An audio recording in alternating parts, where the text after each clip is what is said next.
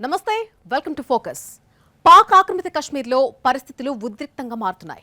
పాకిస్తాన్ ప్రభుత్వ అణచివేతకు వ్యతిరేకంగా జాయింట్ అవామీ యాక్షన్ కమిటీ ఆధ్వర్యంలో జరుగుతున్న నిరసనలు తీవ్ర రూపం దాల్చాయి.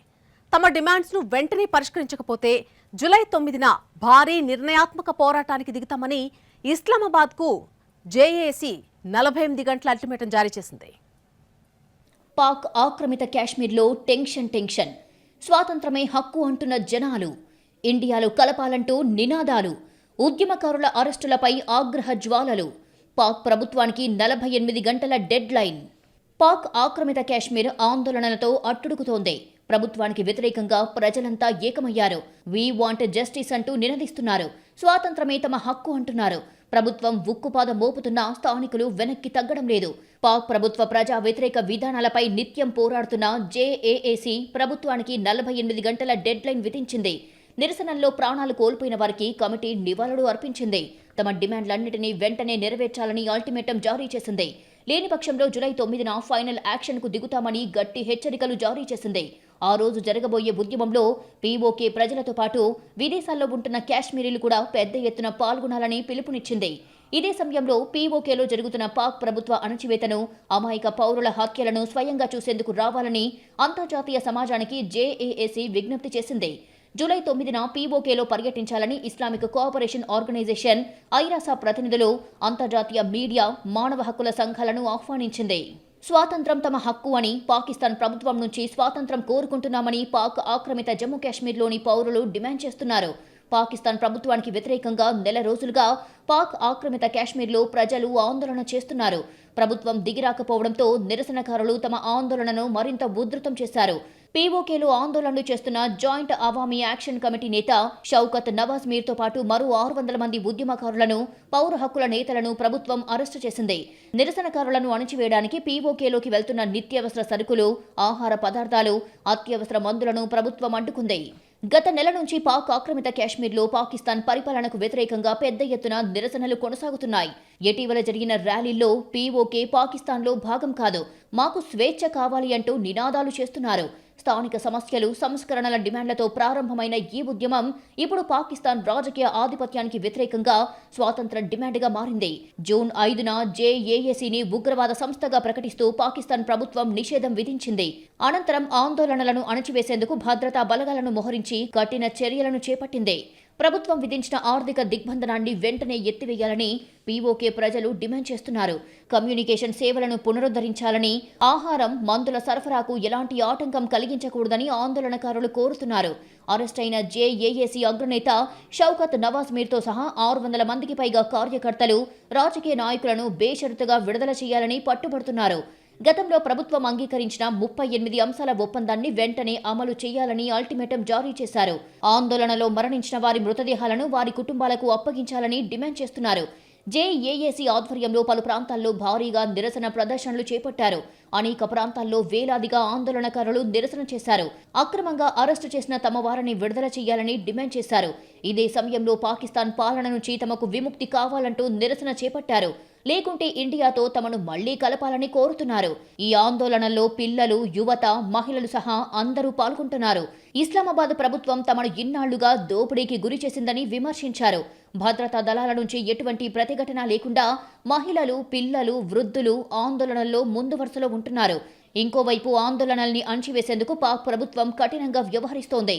ఇప్పటికే పాక్ పోలీసులు, భద్రతా దళాలు జరిపిన దాడుల్లో 58 మంది పౌరులు మరణించినట్లుగా అంచనా. పాక్ ఆక్రమిత కాశ్మీర్లోని జేఏఏసీ నేత సర్దార్ అమన్ ఖాన్ ఓ వీడియో సందేశంలో భారత్ సహాయం కోరారు. పీఓకేలో పాక్ ప్రభుత్వం ఆహార పదార్థాలు, నిత్యావసరాలను అడ్డుకోవడంతో మానవతా సాయం అందించాలని కోరారు. పరిస్థితులు మరింత దిగజారితే పౌరులు భారత్కు వచ్చేందుకు వీలుగా నియంత్రణ రేఖ వెంట సరిహద్దును తెరవాలని అమన్ ఖాన్ విజ్ఞప్తి చేశారు. అలాగే ప్రజల డిమాండ్లకు బదులుగా ప్రభుత్వం బుల్లెట్లతో సమాధానమిస్తే పరిస్థితులు మరోలా ఉంటాయని హెచ్చరించారు. తమకు కూడా ఇతర మార్గాలు ఉన్నాయని ఆయన వార్నింగ్ ఇచ్చారు. రావల్కోట్లోని ఈద్గాహ్ మైదానంలో నిర్వహించిన భారీ సభలో ప్రజలను ఉద్దేశించి అమన్ ఖాన్ చేసిన వ్యాఖ్యల వీడియో ప్రస్తుతం సోషల్ మీడియాలో వైరల్ అవుతోంది.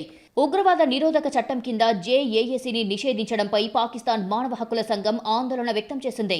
భద్రతా దళాలు నిరసనకారులపై మితిమీరి బలప్రయోగం చేసిందని విమర్శించింది. వారిపై కాల్పులు జరపడాన్ని ఖండించింది. మరోవైపు పీఓకేలో జరిగిన అల్లర్లలో పౌరులు, భద్రతాధికారులు మరణించడంపై ఆవేదన వ్యక్తం చేసింది.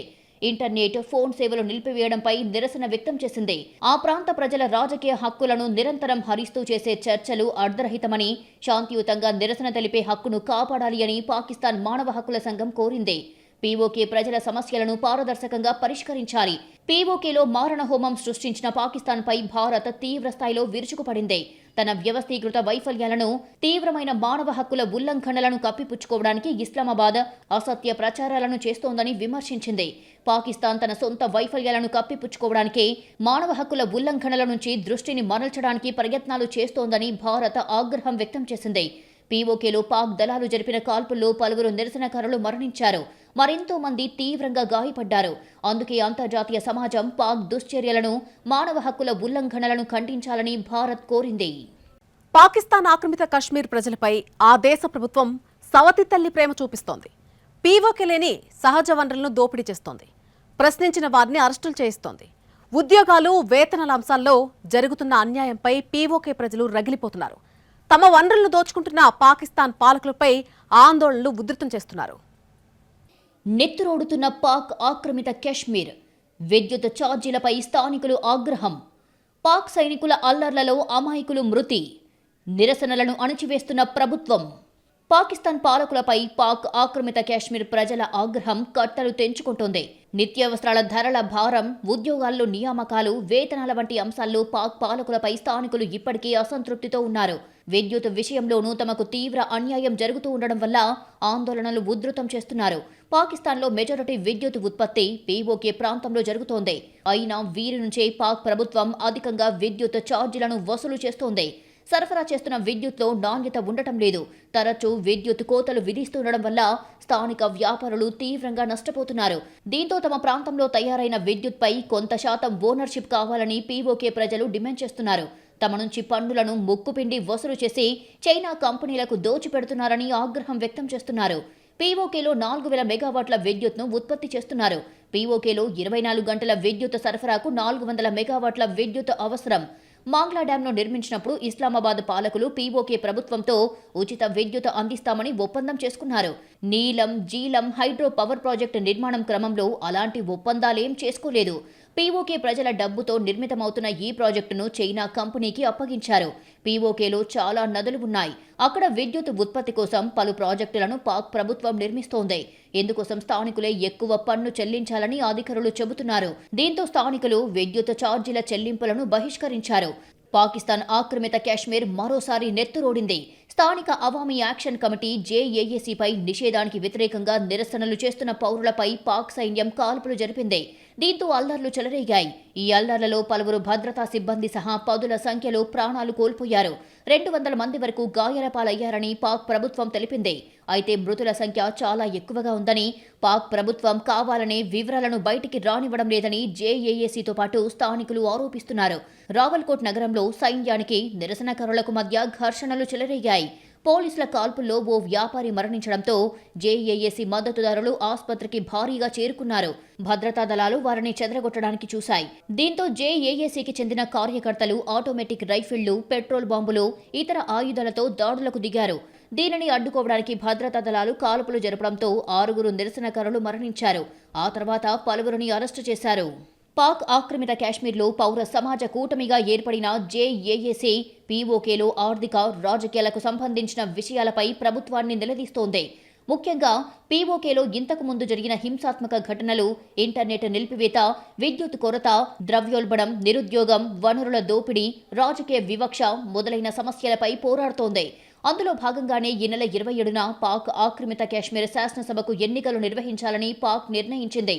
అయితే ఈ శాసనసభలో ఉన్న మొత్తం 45 స్థానాల్లో 12 స్థానాలను పీఓకేకు చెందని పాక్ జాతీయులకు కేటాయిస్తూ చట్టం చేసింది. దీనివల్ల స్థానికుల హక్కులు దెబ్బతింటాయంటూ జేఏఏసీ ఉద్యమిస్తోంది. ఈ క్రమంలో ఆ సంస్థకు ఉగ్రవాదులతో సంబంధాలు ఉన్నాయని పాక్ ఆరోపించింది. అక్కడితో ఆగకుండా ప్రజాశాంతి, భద్రతకు ముప్పుందనే కారణం చూపిస్తూ గత వారం జేఏఏసీ సంస్థను నిషేధించింది. దీనిని వ్యతిరేకిస్తూ స్థానికులు రోడ్లపైకి రావడంతో అల్లర్లు చెలరేగాయి. పీఓకేలో రోజుకు 18 గంటల విద్యుత్ కోతలు విధిస్తున్నారు. దీంతో విద్యా సంస్థలు, వ్యాపారాలు, నివాసాలు, ఆసుపత్రులు ఇలా అన్ని రంగాల్లో ఇబ్బందులు తలెత్తుతున్నాయి. మరోవైపు పీఓకేలో విద్యుత్ బిల్లులు పాక్లోని ఇతర ప్రాంతాల కన్నా ఎక్కువున్నాయి. ఇదే సమస్యపై స్థానికులు గత కొన్ని నెలలుగా నిరసనలు చేస్తున్నారు. వేల మంది వీధుల్లోకి వచ్చి ప్రభుత్వాన్ని నిలదీస్తున్నారు. ధరల పెరుగుదలతో ప్రజలు నలిగిపోతున్నారు. ఇలాంటి పరిస్థితుల్లో పాక్ చూపుతున్న ఈ వివక్ష స్థానికులను మరింత కలవరపెడుతోంది. శాంతియుత నిరసనలు చేస్తే సైన్యం, పోలీసులతో అణచివేస్తోంది. న్యాయబద్ధమైన విద్యుత్ బిల్లులు రావల్కోట్లో లేవు. గోధుమలపై రాయితీ ఇవ్వాలని కోరుతున్నారు. లోడ్ షెడ్డింగ్ సమస్య పరిష్కారం కావాలని డిమాండ్ చేస్తున్నారు. పీఓకేలో ఆహార పదార్థాల కొరత తీవ్రంగా ఉంది. బాగ్, ముజఫరాబాద్తో సహా అనేక ప్రాంతాలు గోధుమ పిండి కొరతను ఎదుర్కొంటున్నాయి. ఇంతటి దారుణ పరిస్థితుల్లోనూ పీఓకేలో సబ్సిడీ గోధుమల సరఫరాను ప్రభుత్వం నిలిపివేసింది. కిరాణా దుకాణాల్లో వంట వస్తువులు అయిపోతున్నాయి.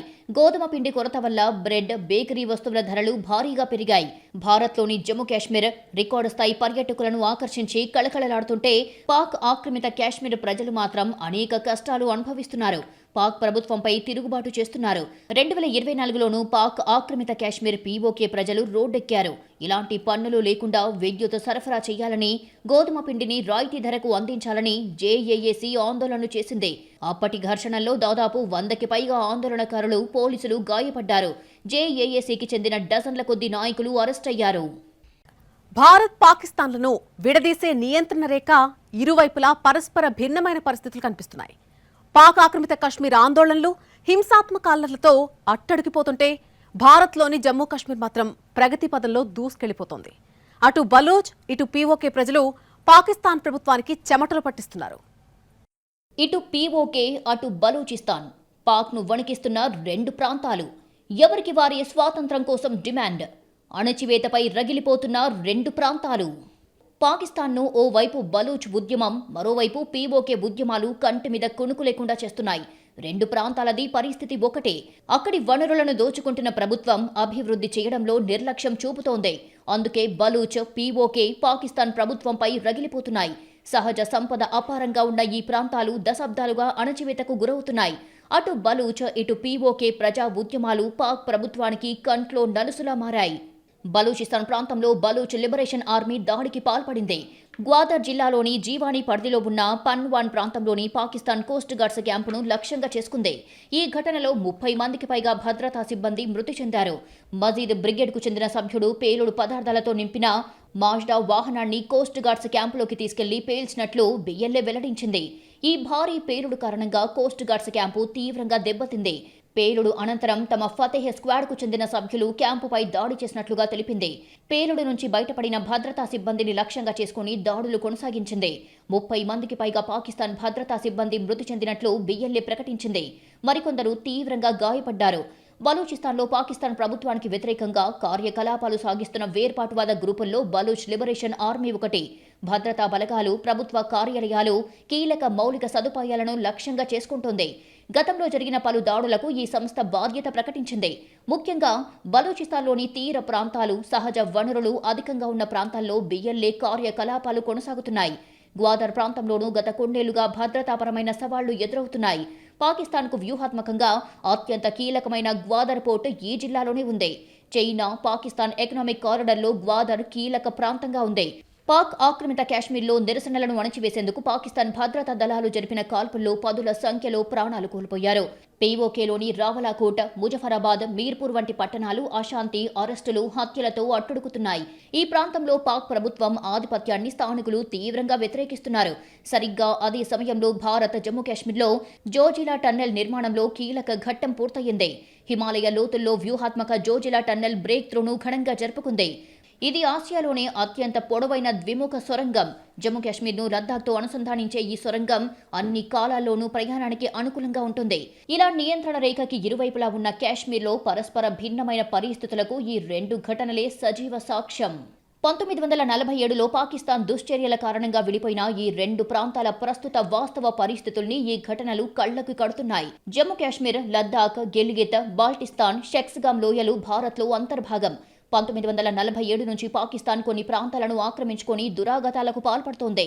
పాలనలో పాక్ సైన్యం ఆధిపత్యం, నిత్యావసర ధరల పెరుగుదల, విద్యుత్ ఛార్జీల పెంపును నిరసిస్తూ పీఓకే ప్రజలు చాలా ఏళ్లుగా నిరసనలు తెలుపుతూనే ఉన్నారు. ప్రస్తుత ఆందోళనలకు నాయకత్వం వహిస్తున్న జేఏఏసీ కూడా ఆర్థిక కష్టాలకు వ్యతిరేకంగానే ఉద్భవించింది. పిండి, కరెంటు సబ్సిడీ ఇవ్వాలని, రాజకీయ సంస్కరణలు చేపట్టాలని డిమాండ్ చేస్తూ 2024-2025లో తీవ్ర ఆందోళనలు జరిగాయి. అనేక మంది ప్రాణాలు బలి తీసుకున్నాయి. మరోవైపు గడిచిన దశాబ్ద కాలంగా జమ్మూ కాశ్మీర్ ప్రగతి పదంలో పరుగులు పెడుతోంది. 2019లో ఆర్టికల్ 370 రద్దు తర్వాత జమ్మూ కాశ్మీర్లో పెట్టుబడులు, మౌలిక సదుపాయాల కల్పన భారీగా పెరిగింది. 2021కి ముందు కేవలం 450 కోట్లుగా ఉన్న వార్షిక పెట్టుబడులు 2025-26 నాటికి 5,824 కోట్లకు చేరాయి. 1,60,000 కోట్లకు పైగా పెట్టుబడి ప్రతిపాదనలు ప్రభుత్వానికి అందాయి. 2020లో ఇక్కడ 69 స్టార్టప్లు మాత్రమే ఉండగా ప్రభుత్వ వ్యతిరేక విధానాలు, ఇంక్యుబేటర్లు, సీడ్ ఫండింగ్ మద్దతుతో 2025-26 నాటికి ఆ సంఖ్య 1,300 దాటింది. జెడ్మోర్ టన్నెల్, చీనా రైల్వే బ్రిడ్జ్, కొత్త హైవేలు ఇక్కడ ప్రగతికి నిదర్శనాలు. మంచుకొండలు, పచ్చని లోయల నుంచి వందే భారత్ రైళ్లు పరుగులు తీయడం కొన్నేళ్ల క్రితం ఊహకు కూడా అందని దృశ్యం ఇప్పుడు కనిపిస్తోంది.